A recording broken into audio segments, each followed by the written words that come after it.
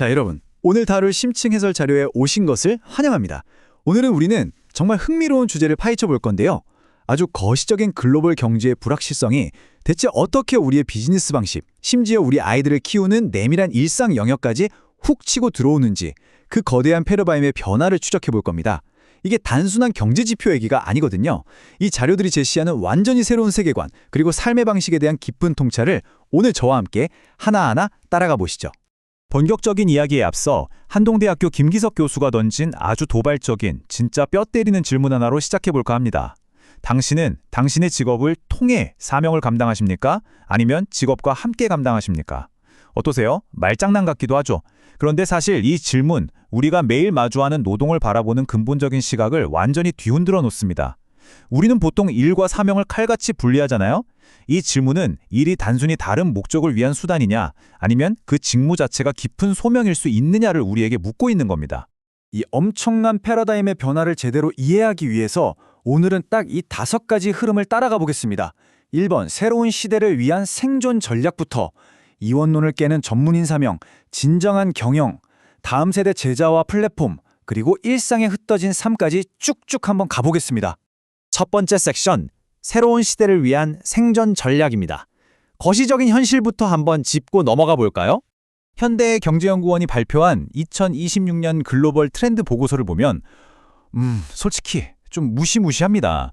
우리는 지금 변동성이 극도로 크고 완전히 파편화된 시대로 빠르게 진입하고 있거든요. 그냥 요새 경기가 좀 안 좋네 수준이 아닙니다. 과거의 성공 방정식이나 평범한 전략이 아예 안 먹히는 그야말로 예측 불가능한 생존 경쟁의 시대가 열렸다는 뜻입니다. 보고서가 경고하는 진짜 위기는 이런 겁니다. 전 세계적으로 포퓰리즘이 득세하고 무력 분쟁이나 통상 갈등이 아예 일상화된다는 거죠. 여기서 정말 소름 돋는 데이터가 나오는데요. 포퓰리즘 정권이 들어선 후 15년이 지나면 정상적인 궤도랑 비교했을 때 1인당 GDP가 무려 10%나 증벌한다고 합니다. 어마어마한 손실이죠. 결국 이런 거대한 시스템의 위기는 거창한 국가정책보다 우리 같은 개개인의 풀뿌리 수준에서 완전히 새로운 회복력을 강력하게 요구하고 있다는 걸 의미합니다. 자, 이어서 두 번째 섹션, 이원론을 깨는 전문인 사명입니다. 앞서 본 그 살벌한 세상 속에서 자료들은 우리에게 아주 명확한 생각의 전환을 요구합니다. 여러분, 옛날엔 어땠나요? 직업은 그저 돈 버는 세속적인 수단이거나 특정 종교적 목적을 위해 빚었다는 도구 정도로 여겼잖아요. 거룩한 일, 세속적인 일, 이렇게 딱 나누는 이원론적 사고방식 말이죠. 하지만 새로운 현실에서는요, 이런 낡은 생각은 아예 쓰레기통에 버려야 합니다. 직업적인 탁월성과 사명이 철저하게 하나의 소명으로 꽉 통합되어야 한다는 게 핵심입니다. 이걸 김기석 교수가 역사적인 두 모델로 아주 재밌게 대비해서 설명합니다. 과거엔 특정 기관에서 공식적으로 파송하는 바울과 바나바 모델이 정석이었죠. 하지만 지금처럼 복잡한 사회에서는 일상 속에서 자기 전문성으로 자연스럽게 가치를 증명해내는 흩어진 성도들, 즉 풀뿌리 전문가 모델이 진짜 필수적이라는 겁니다. 뭐 거창한 타이틀이 없더라도 치열하게 일하는 그 직무 자체로 메시지를 던지는 실력자들이야말로 새로운 시대의 진짜 주인공이라는 거죠. 그럼 세 번째 섹션, 탁월성을 향한 진정한 경영으로 넘어가 보겠습니다. 일터에서 이렇게 흩어진 전문가로 산다는 게 마음만 착하게 먹는다고 될까요? 절대 아니죠. 이 냉혹한 비즈니스 세계에서는 압도적인 실력이 필수입니다. 핸즈커피의 진경도 대표가 남긴 정말 기가 막힌 통찰이 있습니다. 매출을 끌어오는 아버지의 경영도 필요하지만 회사를 가난해서 구하는 건 철저한 회계와 원가 관리, 즉 어머니의 경영이다. 보통 우리는 영업력이나 비전 같은 겉으로 드러나는 아버지의 경영에 열광하잖아요. 하지만 진짜 회사를 살려내는 건 지독할 정도로 세심한 내부 관리라는 걸 날카롭게 짚어낸 겁니다. 6,600%. 네, 1,600% 맞습니다. 이게 대체 무슨 숫자냐고요? 핸즈커피가 방금 말씀드린 그 어머니의 경영을 악착같이 도입해서 만들어낸 엄청난 재고자산 회전율입니다. 한번 생각해 보세요. 상식적으로 웬만한 비즈니스에서는 상상도 못할 극단적인 효율성이거든요. 대체 무슨 짓을, 아니 어떤 구체적인 조치를 취했길래 이런 미친 숫자가 나왔을까요? 그 비밀은 세 가지였습니다. 첫째, 매월 10일 대금 결제를 예외 없이 칼같이 지켰습니다. 둘째, 생도 수입 계약 구조를 확 바꿔서 현금이 원활하게 돌게 만들었고요. 셋째, 그야말로 영혼을 갈아놓은 최적의 재고 관리 시스템을 돌렸죠. 자, 보시죠. 일터에서의 사명이라는 게 단지 선한 의도의 문제가 아니라 이렇게 숫자로 빡 증명해내는 치밀한 비즈니스 역량이라는 걸 완벽하게 보여주잖아요. 그런데 이런 현실적인 문제 해결 능력이 기업에만 필요할까요? 개인도 마찬가지입니다.